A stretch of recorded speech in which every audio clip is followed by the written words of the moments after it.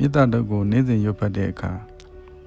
မေတ္တာတုတ်ရွတ်ဖတ်ပူဇော်ခြင်းဖြင့်မိမိတို့ရဲ့နေ့စဉ်ဘဝမှာကောင်းမွန်သောပြောင်းလဲမှုတွေကိုကြုံတွေ့လာနိုင်ပါတယ်။မေတ္တာတုတ်ရွတ်ဖတ်ခြင်းကလူချစ်လူခင်ပေါများစေရန်ဆိုတာထက်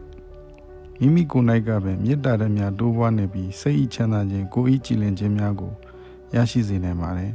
။မေတ္တာတုတ်ရဲ့တကူတော်ကြောင့်ကိုယ်ရောင်ကိုယ်ဝါများတိုးပွားကအကြည်ဓာတ်ကိုပိုင်ဆိုင်နိုင်ပါတယ်။မိမိအနား၌ဝန်းရံနေသောမကောင်းသောသူများမေတ္တာမစစ်မှန်သူများကိုမေတ္တာတုတ်ဖြင့်အလိုလျောက်ကင်းကွာစေကာဖယ်ရှားနိုင်ပါတယ်။အမျက်ဒေါသနှင့်မုန်းတီးမှုများကိုပြေပြောက်စေပြီးမေတ္တာဓာတ်ကိုအပြည့်အဝခံစားနိုင်ပါတယ်။စိတ်ဖိစီးမှုစိုးရိမ်ပူပန်မှုများကိုရော့ကျစေပြီးမိမိအားကြည်လင်အေးချမ်းစေပါတယ်။မေတ္တာတုတ်ကိုရွတ်ဖတ်ကြတဲ့အခါနနက်အိယာထမျက်နှာတက်ပြီးနောက်ရွတ်ဖတ်ခြင်းကတစ်နေ့တာလုံးကိုကြည်လင်အေးချမ်းစွာစတင်နိုင်ပါလိမ့်မယ်